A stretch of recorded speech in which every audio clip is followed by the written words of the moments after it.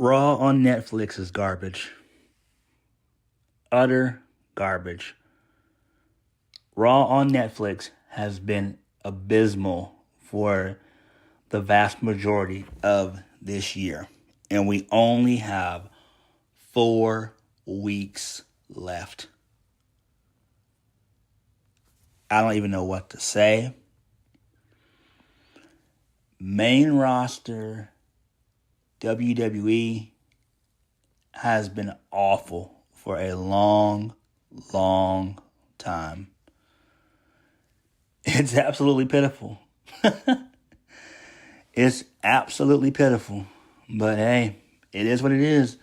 I know the geeks online, oh, Triple H, he can do no wrong. Oh, Triple H, he gave us black and gold. NXT, how's that shit working out for you? Not too well. As you can see now, your eyes should be wide open and see, you should be able to see how awful this product is. Oh boy, whew. Monday Night Raw was just boring. Boring and a waste of 2 hours. However, I did like Bron Breakker's promo. That was pretty decent. But this show basically just was about the women main eventing, which there wasn't a main event. Spoiler, that ended up being a brawl. So, there's that. Then, what else happened on the show was tournament matches, So, that was it. The last time is now tournament. The finals are on SmackDown this week, so whatever. We all know Gunther's going to win. Yay. Not yay. I don't even know. I don't even know. I don't, man. This show sucks. It sucks. Let's just go ahead and get into Monday Night Raw from December the 1st, 2025. So, we kicked the show off with Rhea Ripley and Asuka. Rhea Ripley and Io Sky. They don't really say anything. The only thing they want is just their rematch at the Kabuki Warriors. They want their hands on them. And the same can be said for Charlotte Flair and Alexa Bliss, who were the former champions. So, there is that, whatever. I don't care about this at all. Moving right along. So, Adam Pearce, he's backstage. He's on the phone. He's interrupted by Ivy Nile, who thankfully she's still there. Again, I thought she may have been quietly released. We've not seen her in months. And we've now seen her 2 weeks in a row. What's going on here? So basically, Ivy just wants to face Maxine Dupree. So Adam Pearce mentions that Maxine is training with Natty, a.k.a. Natalya. But he's going to work on it. So Ivy says that Maxine Dupree can train as long as she wants.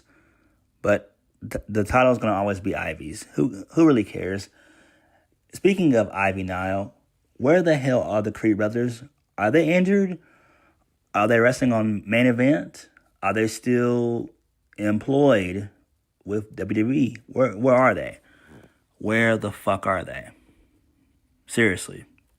Where are the Creed brothers? I've always said this. If you don't have any plans for these guys on the main roster, send them down to NXT. Send them back down to NXT. That would be great. I would love to have the Creed brothers back in NXT. That would be tremendous. Moving on from that. So, Paul Heyman, he shows up. He's talking to Adam Pearce. Paul Heyman said that he's not guilty of whatever happened with the mystery guy at War Games, but he wants to address Bron Breakker pinning CM Punk at Survivor Series. So, there is that. Moving on. This leads us into the first match of the night. LA Knight advances to the finals of the Last Time It's Now tournament. He defeated Jey Uso. So, LA Knight won via a roll-up. Jey Uso post-match, he spazzed out. He flipped out. He threw over some Prime bottles and knocked over some furniture and all that jazz, tables, equipment and stuff. He was, kind of distraught. Who gives a damn about this? I really don't care. We all know that LA Knight's not winning on Friday. We all know that honor is going to go to Gunther. Why? Because Triple H actually cares about Gunther, which in my opinion, I don't. I've been off the Gunther train for quite some time. Gunther, to me, he's nothing special.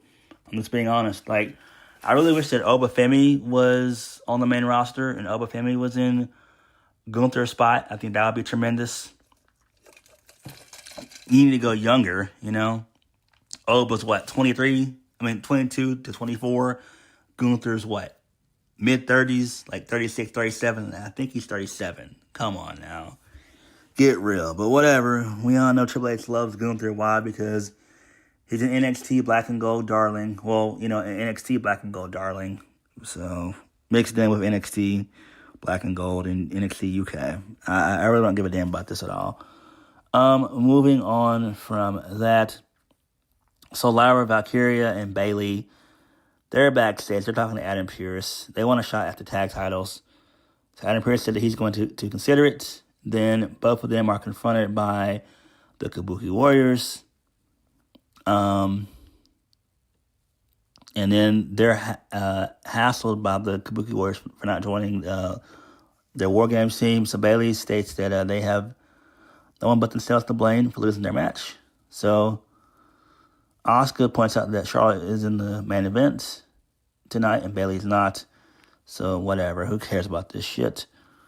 Moving right along, Dirty Dominic Mysterio, he shows up along with the rest of Judgment Day. John just puts himself over like he always does. Didn't really say much of anything. He says that he's the king of the luchadors. He's the greatest Dom of all time. He's the greatest Mysterio of all time. He's the greatest IC champion of all time. So then Dom puts over the rest of Judgment Day. So Liv Morgan, she shows up. So she basically gets a good reaction. And Liv gets on the microphone saying that she's back. The fans didn't see her coming. And she knows someone else who didn't see her coming. Talking about John Cena. So she talks about the Judgment Day. She wants to address some things about Judgment Day. She's basically saying that they're weak. They've lost some of their gold. But all that changes now. Now that she's back. So Liv Morgan says that the Judgment Day is going to be running Monday Night Raw again. Who cares? So then she smacks Dom on the face. Then she jumps in his arms and gives him a kiss, and that was it. I don't care about this shit at all. Who cares? Liv Morgan being back, that's cool, but what do you do with her? I'm guessing you could have her kind of confront Roxanne, maybe. Maybe that's what they're going to do with this. Maybe they're going to,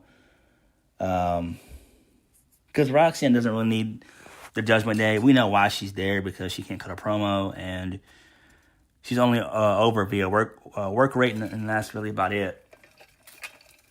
But whatever. So, moving on from that. So Maxine Dupree, she's training with Natty. So, that's a pretty cool video that we saw of her, and that was it. So then this leads us into Dragon Lee and AJ Styles. They defeated the New Day, and Xavier Woods and Kofi Kingston didn't care about it. I'm over the New Day. They had a really good turn at the start of the year, and then after that, it just went downhill, and they've not recovered ever since. But that's dumbass Triple H's fault. But whatever, it is what it is. So AJ Styles and Dragon Lee, they win. Yay. Moving on from that, Stephanie Vacker, she's backstage. She says she's ready for whoever the next challenger will be. So Liv Morgan, so she shows up.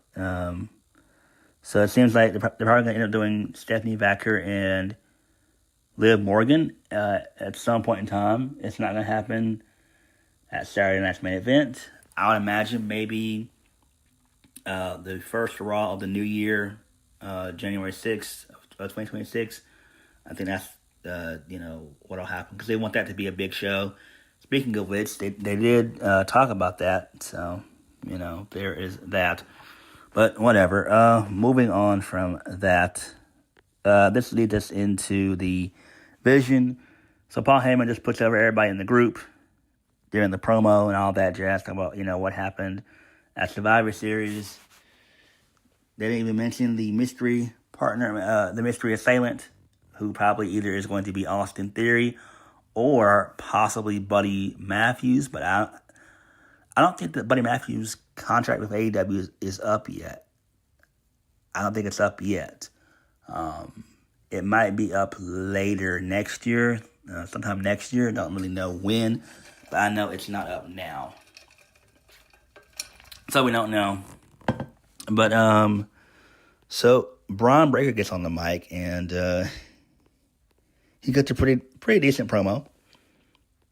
So Breakker says that he's upset, not because who got involved in the Survivor Series for nearly ruining his moment, but how easy it was to pin CM Punk. Bron Breakker thought that he was going to have to reach into his bag and get into another level in facing Punk. But he stood across the ring from him and saw that Punk is a soft-ass bitch, which is great. That was hilarious. I love that.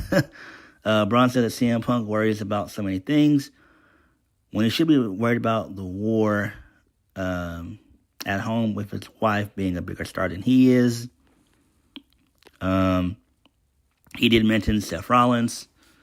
And so Braun says that he's going to beat CM Punk.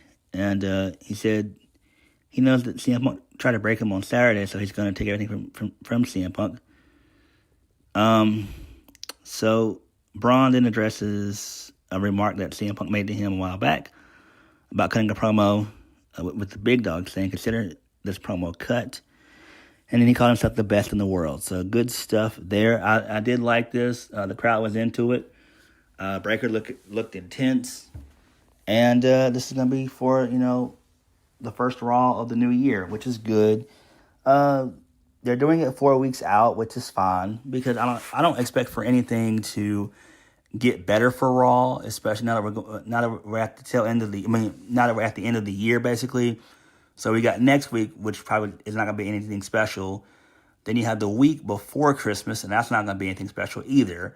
And we know they're not going to do anything the week of Christmas. It's probably just going to be the best of WWE for both Raw and SmackDown, and probably even NXT during the week of Christmas anyway. So, yeah. So we basically just have about 3 Raws left. Well, actually 2 Raws left after tonight. So, yeah. So, WWE, they're on cruise control, but whatever. Who gives a damn? Moving on. This leads us into Jey Uso. He's backstage. He has nothing to say about anything. So he says there's a lot of people in his head that need to get out, adding that the only one he can blame is the man looking back at him in the mirror. And then he says that Roman was right, that those belts do look better on his shoulder and not his. Okay, that's fine. This leads us into John Cena's video package, talking about the passage of time in his WWE career. And I was correct. His interview is going to be released next Monday. It's going to be Monday after Raw. So that should be cool. I probably will end up watching that sometime next week. Don't know when, but I will damn sure watch it. Moving on. Gunther defeats Solo to advance in the Last Time It's Not tournament. He's going to be going to the finals. Match was actually pretty decent. Tala Tonga, a.k.a. Hikuleo, he got involved. And, there is that. Match was decent, though. And Gunther ends up winning via a low blow, followed up by a powerbomb for the 1-2-3, and Gunther advances. LA Knight comes out, just talks some trash to Gunther and all that jazz, and that was it. Moving on from that, this leads us into Adam Pearce. He's backstage. He says he's talking to his locker room spy. He gets no further update on who the mystery person was. And then Dragon Lee and AJ Styles, they show up. They want to face...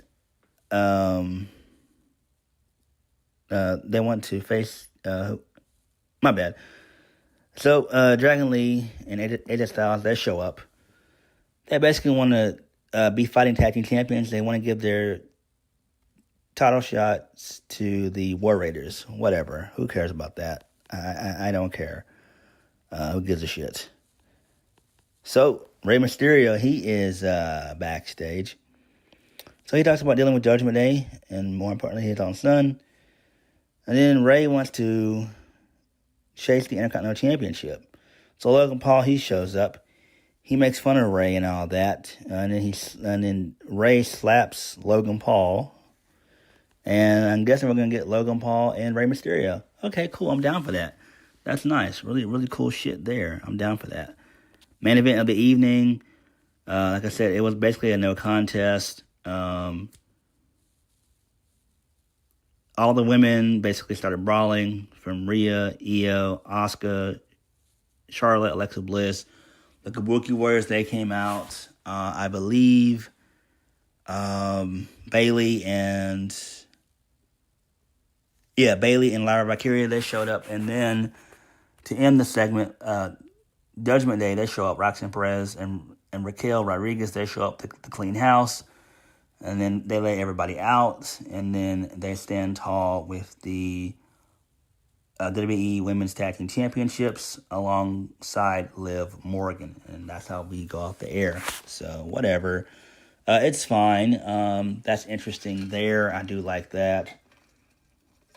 But this will probably be a match that's going to be added to Saturday night's main event. We're probably going to end up adding Nia Jax and Lash Legend in this mix as well. So that's going to probably be like a fatal 5-way or whatever, or, whatever. Who gives a damn?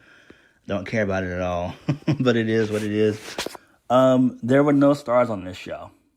No stars. Punk is out. Brock is out. Roman's, he's out for a minute.